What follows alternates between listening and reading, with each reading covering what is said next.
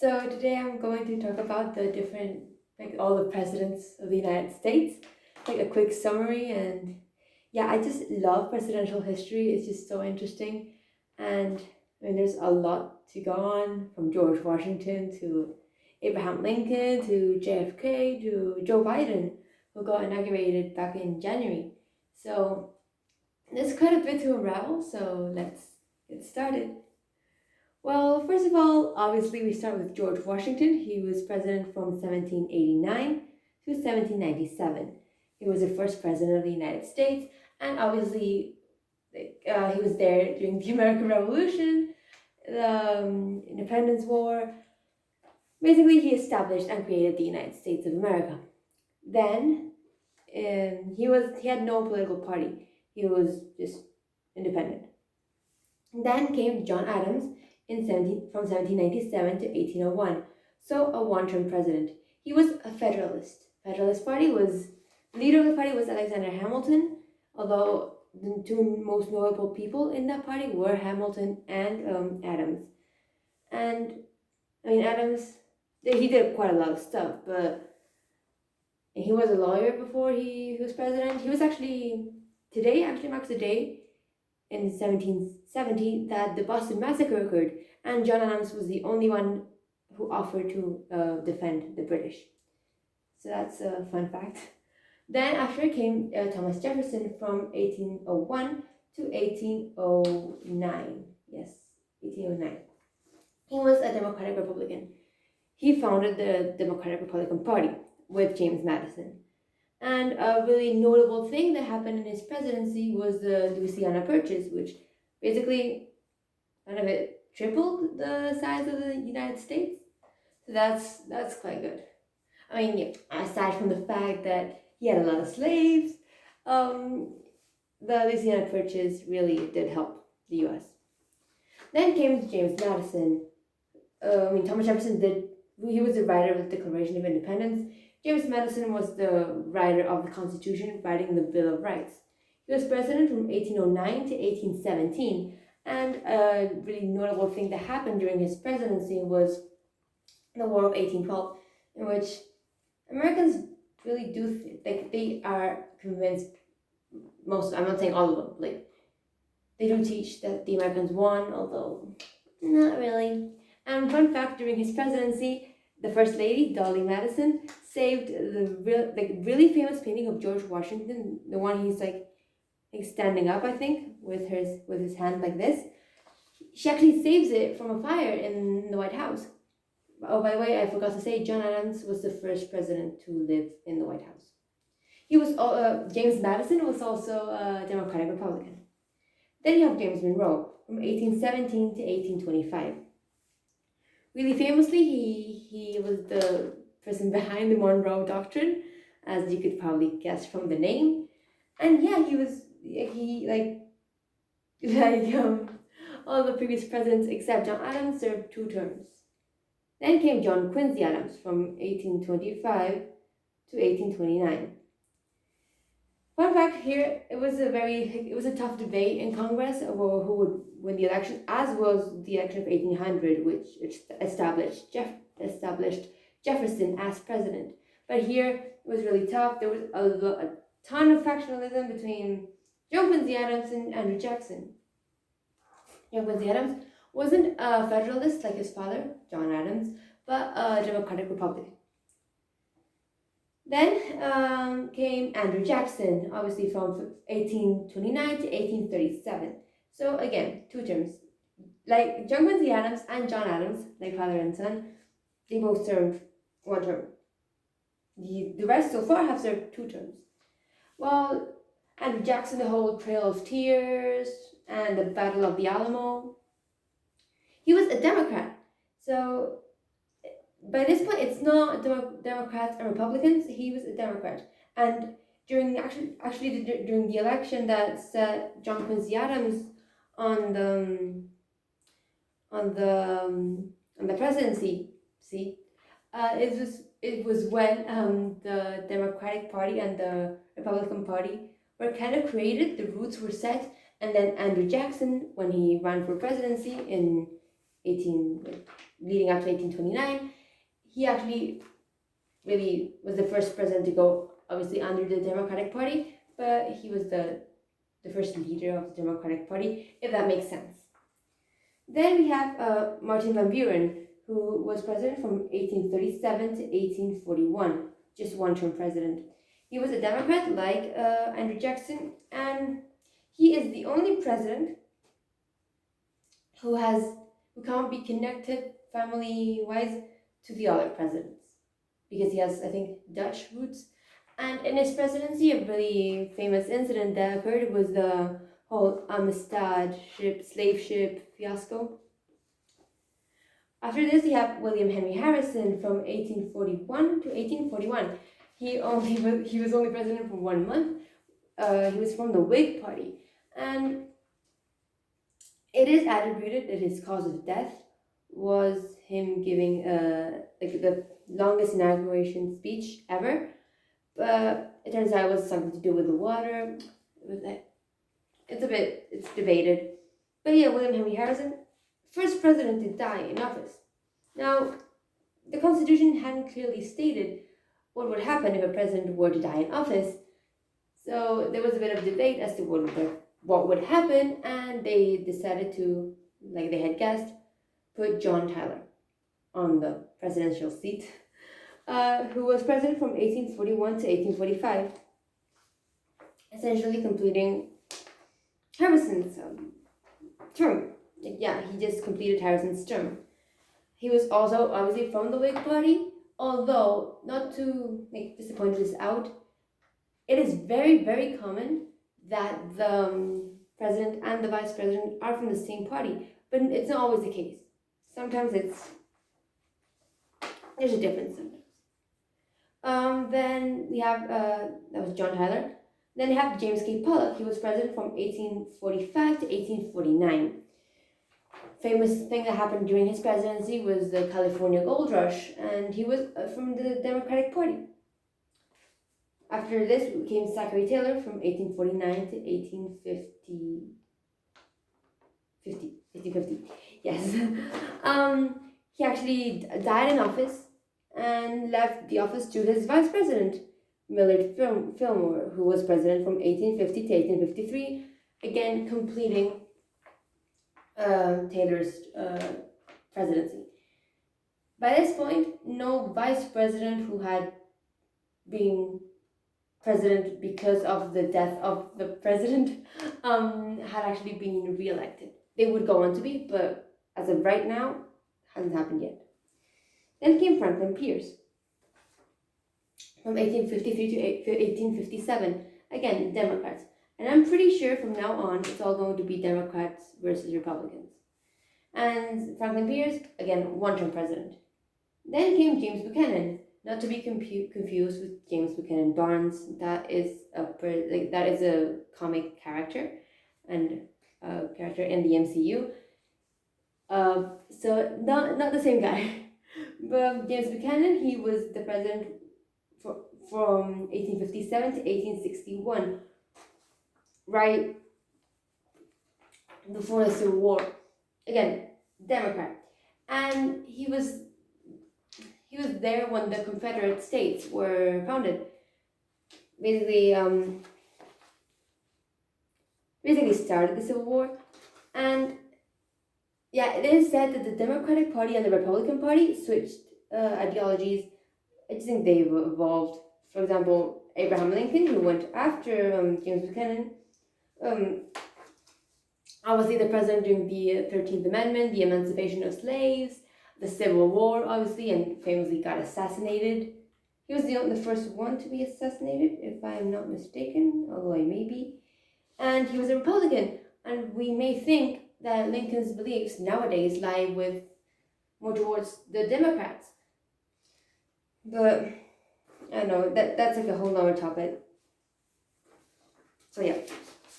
Then we have Andrew Johnson, who was one of the most unpopular presidents in the history of the U.S. And he was president from 1865 to 1869. Yeah, 69. So So when Lincoln died, I think it was just after his re-election. So it does seem like Andrew Johnson did 2 terms, but he didn't. He just completed Lincoln's term, and he was the president during the whole Alaska Purchase. And you know how I just said that it doesn't have to be like the vice president doesn't necessarily have to be from the same party as the president. Well, Andrew Johnson was a Democrat. Lincoln was a Republican. It just shows how, although it usually is, like the vice president and the president are usually from the same party. It's not necessarily that. Then Ulysses S Grant. He was a famous Civil War military guy officer, and he was president from 1869 to 1877, 2 terms, and was a Republican. After Grant, Rutherford B. Hayes was president from 1877 to 1881. Rutherford B. Hayes, I cannot for the life of me remember what he did, but I mean, I'm not American, I don't study presidential history, but the only thing when I picture Rutherford B. Hayes is just his glorious beard. He had like this beard, I mean, not like that, but like up till here, and it's funny to me. And he was a Republican. Then you have James A. Garfield from 1881 to 1881. Yeah, he got assassinated. Yet again, being the second president to be assassinated. I mean, I was going to say while in office, but none of the others were assassinated later on. So his vice president, another Republican, Chester A. Arthur, became president from 1861 to 1881 to 1885. Again, showing how the vice president, up till now, didn't do both terms. He just completed the terms set out by the previous president. Although it is 4 years, it's still the term of the first president. Unless he does something radical, they can't really impeach them. Although I think Andrew Johnson was the first president to be impeached out of office, if I'm not mistaken. I am not 100% sure. Then we have Grover Cleveland. Now, Cleveland is the only president to have served 2 non-consecutive terms. He served from 1885 to 1889 and 1893 to 1897. So it's a weird presidency because he was president, got replaced by Benjamin Harrison, and then came back. And that is the only time that happened, and there's like a fear that's going around now that's what's going to happen with Trump, that he's going to run again in 2024. And I mean, he does have a large support base. It all depends on Biden does. So yeah, Grover Cleveland, he was from the Democratic Party. Then, like I said, between the both Grover Cleveland presidential terms came Benjamin Harrison from 1889 to 1893, 1 term only, obviously, and it was the Republican Party. Then you have William McKinley, who I just don't like his eyebrows. I don't know if you want to know that, but I just don't like his eyebrows. Well, he was a Republican and was president from 1897 to 1901. So the first president of the 20th century. He was president for a very short while, but still the first president of the 20th century. He was there. And the United States and Spain went to war in 1898 with the whole Maine fiasco. And it is debated as to whether the United States sank the ship, the Spanish sank the ship, I don't know. Then, famously, Theodore Roosevelt, 1801 to 1809. He was a Republican. Yeah, he was a Republican. And, I mean, Theodore Roosevelt, whole national parks, that was a huge part of his presidency. But also, he was the guy who was shot, didn't die, And instead of canceling his speech, he just went on stage, gave the speech, and left. And it was said that when he died in his sleep. And it said that the dad had to take Roosevelt in his sleep because otherwise he would have put up a fight. So, I mean, Roosevelt was a bull moose, like he called himself, and would run again. By this point, there was no law saying that a president could only run for 2 terms. They could run for like how many they wanted, and after his second term, when he ran again, he instead of running with the Republican Party, he ran with the Whig Party. No, not with the Whig Party. Sorry, with the Bull Moose Party. Didn't get enough support. Lost the presidency to William Howard Taft. Now Taft, in 1909 to 1913, was a Republican, and he was the guy who died in his bathtub. Just FYI. And yeah, he was president right until the beginning of the First World War, but before the U.S. became involved. Then we have Woodrow Wilson, famously the president during the First World War and the whole Treaty of Versailles negotiations. Although, yeah, he was kicked out of office, but yeah. In 1921, he was kicked. I mean, he could have run again. There was nothing preventing him from doing so, but it's just the people thought he was too lenient. No, too lenient, yeah.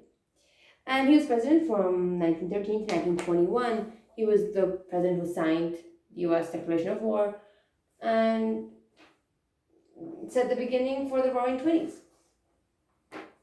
In Treaty of Versailles, he did the whole 14 points, set up the League of Nations, although the U.S. never joined, which I think is really funny.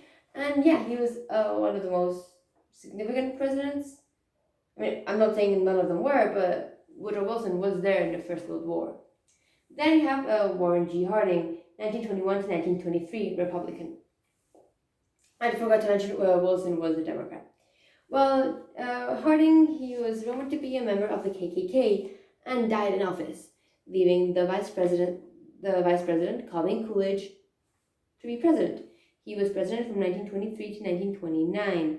Now, that is more than one term. So Harding started in 1921. He would have ended his term in 1925. This means Calvin Coolidge was the first vice president who turned president who was re-elected, making history with that. And both these men were right there in the Roaring Twenties. Calvin Coolidge left office, and soon after this, Herbert Hoover came into office. And he was, again, a Republican, like the other 2 presidents before him. But a really unlucky thing passed in his presidency, and that was the Wall Street crash and the Great Depression. The whole Hoover Dam was a scheme to try to get the U.S. out of this Great Depression, and it kind of worked until in 1933, Franklin D. Roosevelt came to the presidency, defeating Hoover. Well, he was president from 1933 to 1945, the only president to have served a 3rd term or a 4th term, although he did start his 4th term and died.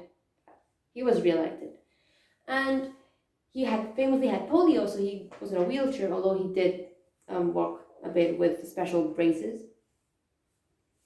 He was the president who signed the U.S. into the Second World War, in the whole Pearl Harbor, that's a hard word to say, Pearl Harbor, and was the president who did the New Deal, and in the 1936 election won by a landslide.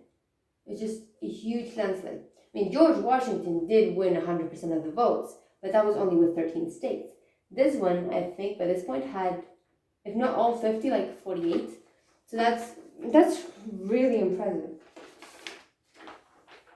But he died in 1945, leaving the presidency to his vice president, Harry Truman, another Democrat I forgot to mention, FDR, Democrat, who was fifth cousins with Theodore Roosevelt.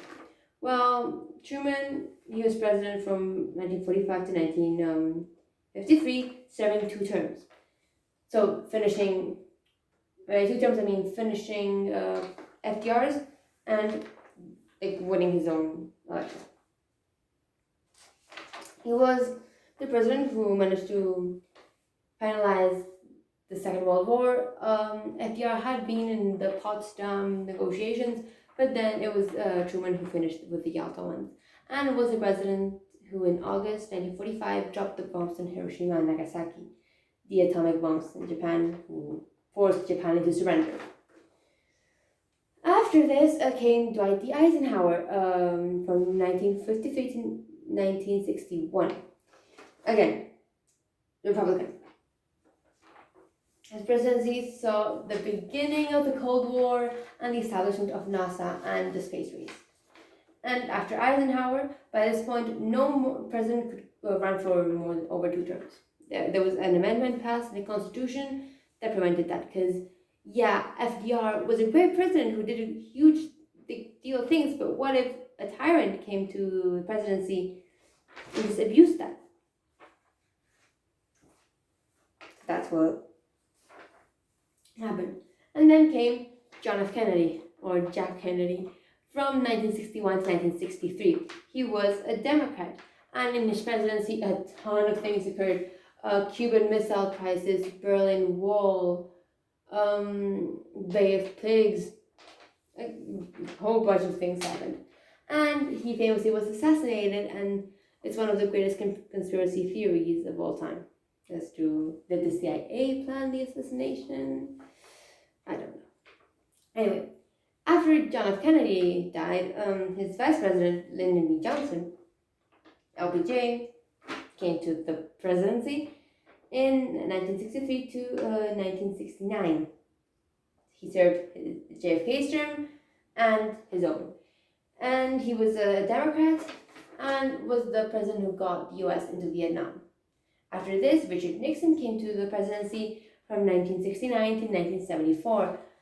He famously ended US involvement in Vietnam. However, it was the whole Watergate scandal, therefore making Nixon the only president to resign. He was elected in 1969, got re-elected, and started serving in 1973. But the whole Watergate scandal got released, and in 1974 had to resign. He had to resign the presidency and was the only president, and to this day is the only president to do so. Then comes Gerald Ford. He was Nixon's vice president and was president just to the end of Nixon's term, so 74 to 77. A Republican, like Nixon. Then came Jimmy Carter from 1977 to 1981, a one-term president. He was a Democrat, and he is regarded as one of the worst presidents of all time, which is kind of curious. Then Ronald Reagan, 1981 to 1989. He was there at the peak of the Cold War. I mean, the peak of the end, and the peak was the Cuban Missile Crisis. But he was there when the Berlin Wall came down, the USSR negotiations, the Glasnost policy. He collaborated with Gorbachev in the USSR. And when his 2 terms were up, George H.W. Bush came to the presidency from 1989 to 1993. And he saw through the end of the USSR and the beginning of the Gulf Wars. He was a Republican, and he was actually a one-term president, and I am actually really surprised because all my life I did think that both Bush presidents were 2 terms, but actually the father was a one-term president. Then comes Bill Clinton. Although he did a bunch of stuff, he is most remembered for the Monica Lewinsky incident, the whole sex scandal. As president from 1993 to 2001, a one-term president. And actually, he was impeached, got acquitted, so that was good for him. And he was a Democrat. Then comes George W. Bush, the son of George H.W. Bush. He was president from 2001 to 2009 and was the sitting president when the whole 9/11 thing happened. That was the first president I was alive for, so that's kind of cool, I guess. And he was a Republican like his father.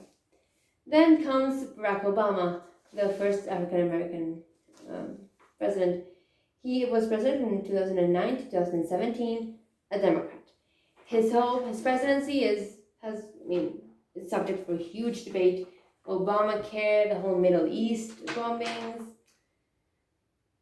and then Michelle Obama with the whole healthy food. There's a lot of stuff that went on with Obama. Then comes Trump, 2017 2021. Trump. I don't think I really need to explain to you what Trump did. The whole "we're gonna build a wall, making America great again." But yeah, that's Trump for you. That's not. I don't know what else I can say about Trump. Everyone knows what Trump did. Because he is to this day the only president to have been impeached twice, and has been acquitted both times. Sadly. And then obviously comes Joe Biden, who was inaugurated on the 20th of January, 2021, and is the sitting president, a Democrat. So far, he has reintroduced the U.S. into the Paris Climate Agreement, has allowed transgender people back into the army, has promoted a vaccine, COVID-19 vaccine schemes, made a mask mandate, forcing people to wear masks. He's done a bunch of stuff. Of course, not everything has been amazing, but again, the guy has only been in office for not even 2 months. So let's just see, it's 4 years until the next election. Well, a bit less, but there's still time. He hasn't even done his 100 days in office yet. So yeah, that is pretty much it. That's the whole 46 presidents of the United States. Well, technically 45, but yeah, with Grover Cleveland. So yeah, that is pretty much it. That's the presidents, the political parties they belong to, and some of the famous things each president did.